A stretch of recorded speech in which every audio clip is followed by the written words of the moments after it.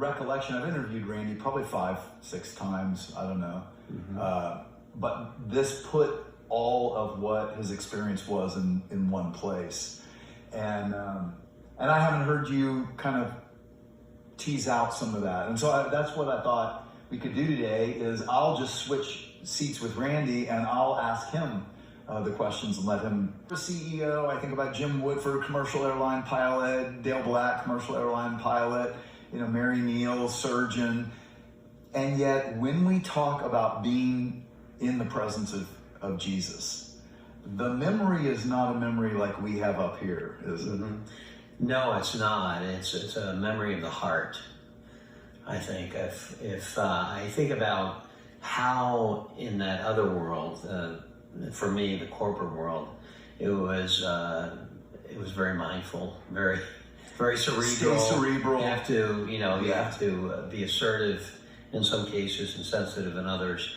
But this one is almost all heart, and that's the part which, yes, assimilates some things from thinking, the brain, but also really circumvents that to go to the heart of who God is and the relationship that was imparted through that experience. And so when we start talking about it, I've heard some say, but is that true for you, that it's like you're there again, not remembering being there again, but feeling the same. Yes. And so it's an overwhelming feeling, is that? Yes. Well, that's why like I tears of joy. And, I would never do that in a board meeting, for example. That just is not acceptable. Right. But here it's inevitable, and our audience has heard me say that Renee, my wife, has said, yeah, don't cry. And then she heard from the audience and they said, let him cry, let him cry. Well, it's real.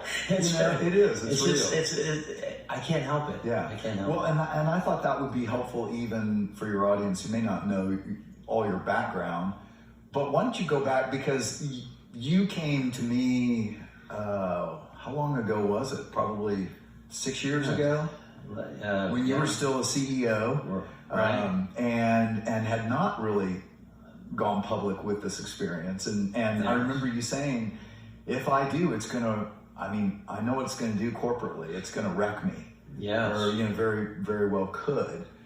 So go back to, you were actually medical executive of it was the fastest growing pharmaceutical company in the world, right? Yes, at the time. Yeah. Tell us a little bit about that history.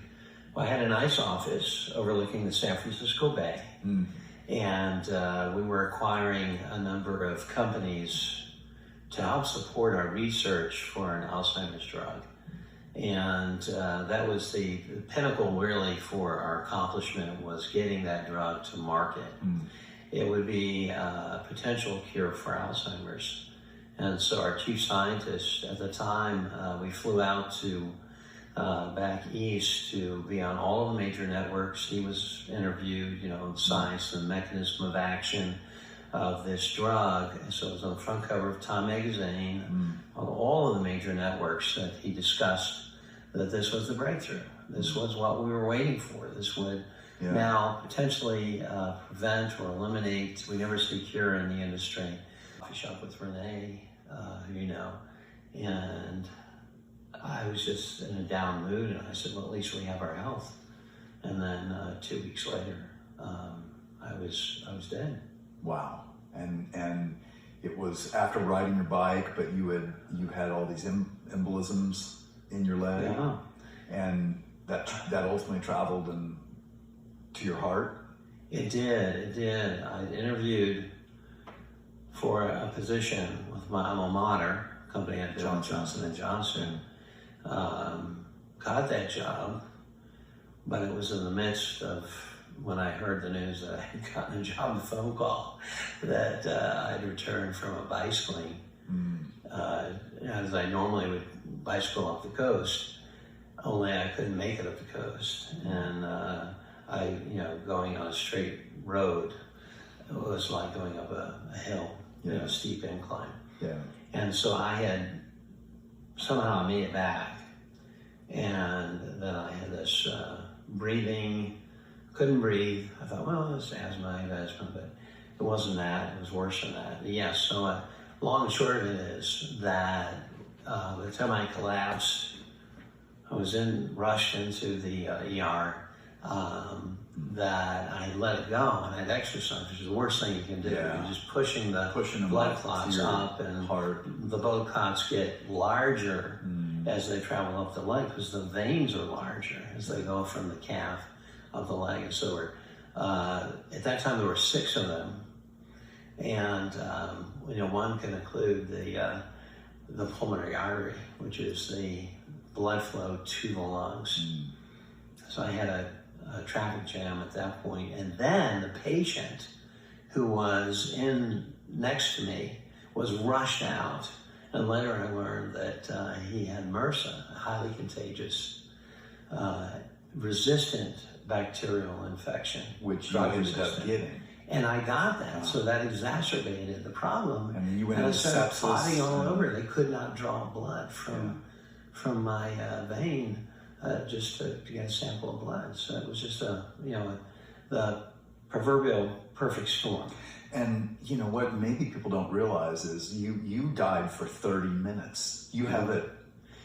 30 minutes, the monitor says 49 seconds. So, yeah. I mean, so it's like that, And I think it's important. I wanted you guys who watch Randy's channel to realize, Randy, he didn't just decide, hey, I'm going to start a YouTube channel to talk about this stuff. It was not in my plan. A very successful corporate executive, and that day when he died for 30 minutes, everything changed. Yeah. Is that fair to say? Everything changed, and on multiple fronts. I actually went back. It took a long recovery. I couldn't walk. Organs were damaged, valves were damaged, and throughout the body, and so I was. But yet, I had this new job that I was offered, so I had to travel, and I had to pick that up. And there were times when I would be in the operating room, and I would collapse, and there would be times when I would, faint. So you died, you saw Jesus, but the coming back was not easy. It's not like everything was just great. Well, there was a period of depression for me. Here you are in heaven, as you wrote the book Imagine Heaven and the new book, and if one can possibly imagine, and based on all the experiences that you've shared and I've shared, no one can. So going from that paradise to now, the first thing I heard was Mr. K. This couple is singing, or not, well, they are singing kind of a praise prayer type song. And that was the first thing I heard was Mr. K. Can you hear me? And I thought, there's the same song there I heard in heaven. And I thought, well, am I still in heaven? Am I on earth? It was the most, so from the best time in my life to the worst, just a diametrical opposition of experiences. And then I entered into a depression mixed with the freshness of what I experienced. And there was that dichotomy that was going on in the most bizarre fashion one can imagine. Well, and I think people many times think, why wouldn't God give me that? And I like to remind people there's a high cost to having that experience of heaven, right? Yes. I mean, Don Piper said the same thing. He came back, he was extremely depressed. He had to go through surgery after surgery.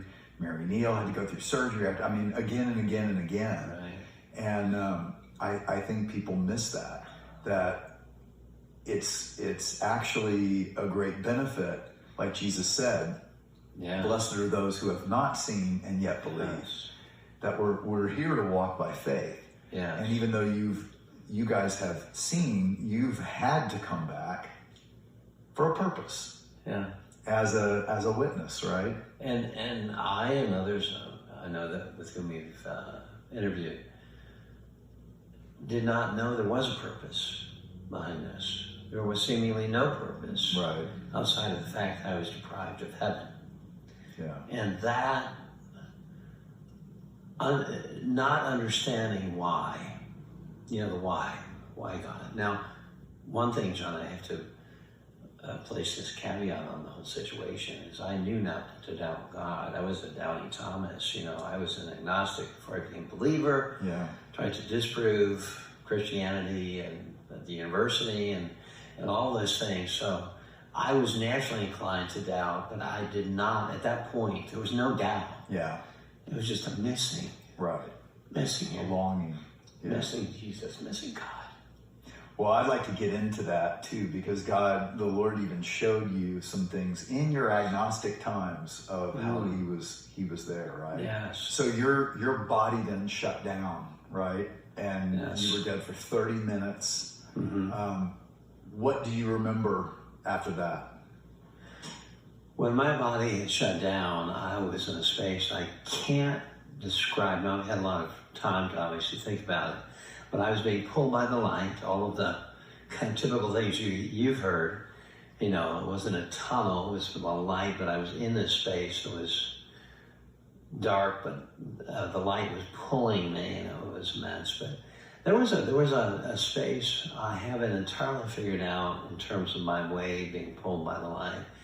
And I don't know if it's because I had entered into my afterlife and at a point of consternation. I had served God, but I had doubted God, and I challenged God. I stared at the ceiling and said, God, you got to show up. And I know that's dangerous sometimes to challenge God, in that way. But I was so desperate and feeling. So I was in this space, and I was in this space of warfare. And I knew it was warfare because I saw these figures. And they were otherworldly looking. And they were tall. I came to know later that these were angels, both fallen and God's angels. And so there's warfare going on. Right after you leave After your body. I left in this space. So it was perfect peace. And you could see I your never body? lost. I could see my body as I was leaving my body. And I could see my body. Because I was flailing like a fish out of water. So I was on the bed. I mean, I was flopping around. I had no control over my body at that point. And then I looked at the body. I thought, it's still. And I wasn't myself. I was looking at my body as though this was, I didn't know who this was at that point. But you still felt like yourself? I felt like myself. I never lost my identity, but that person, I had lost the identity of that person. I knew that person looked like me, and I had this, cogency of understanding that this was a person, that this was me, who I was viewing, but I could not connect the dots. Why am I looking, above, externally, to my body, which was still? So had you realized you had died? No, I hadn't realized I died. I didn't know what to make of it at that point. It was later I came to that reasoning, because I had no, at that point, and this may sound strange, and you probably heard this perhaps, in that I didn't have any need to reason. I didn't have any need to be worried or concerned. I was at peace. I was just going with the flow, as it's said, and I was just I said, okay, I'm here. I know I'm in a space where I'm at peace, and I know I'm going someplace, and I'm at peace. But at this point, you told me you didn't believe in near-death experience. You didn't believe they were a real thing. No. So you probably weren't even thinking, oh, that's what's happening to me. Right. But it was. Yeah, I didn't believe in them until I had my own experience. Now, so you're rising up above your body, and now where are you looking out over the earth? I'm looking over this space of this very kind of ethereal space where the light was shedding down, and it was on me, and then there was on one side of these figures that were going through what appeared to be a warfare of sorts, in a way that was galactical in nature, and yet it was something that, again, I could not discern at that time. But the background of what I was seeing was in a faded viewpoint, but the light was shining on one side. And so I knew there was something going on there, but the only thing I knew was to cry out the name of Jesus. And I cried out Jesus, the name of Jesus. And